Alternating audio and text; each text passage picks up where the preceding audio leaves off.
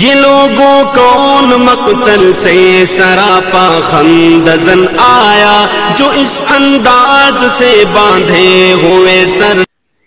اگر کوئی بندہ ہمیں گالی بک رہا ہے تو کیا ہم اس کو گالی بک سکتے ہیں؟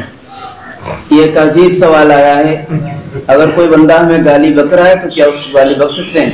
غالباً انہوں نے اس بنا پر کہا ہے کیونکہ قرآن انصاف کا حکم دیتا ہے نا کہ اگر آپ کو کسی نے ایک مارا ہے تو آپ بھی اس کو ایک مار سکتے ہیں۔ غالباً یہ بات ان کے ذہن میں رہی ہوگی تو انہوں نے کہا کہ اگر کوئی گالی بک رہا ہے تو ہم بھی گالی بک سکتے ہیں۔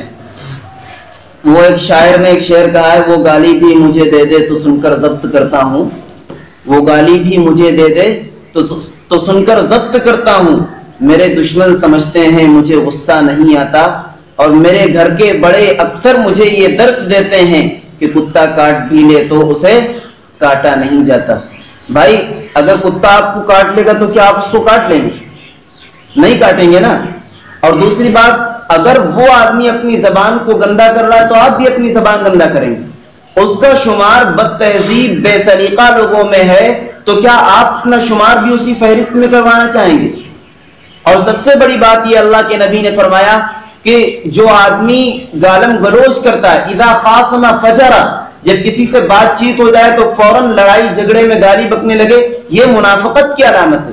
گالی بکنے والا آدمی ایسا ہے، اس کے اندر منافقت کی علامت ہے، اس سے اس کو ہاتھ دھل لینا چاہیے، اس سے باز آ جانا چاہیے۔ اس لیے اگر کوئی آپ کو گالی بک رہا ہے آپ اس کو چھوڑ کر چلے جائیں۔ وَإِذَا خَاطَبَهُمُ الْجَاهِلُونَ قَالُوا سَلَامًا، کہ تو جاؤ بھائی تم جیت گئے، ہم ہار گئے، ہم اپنے راستے چلے۔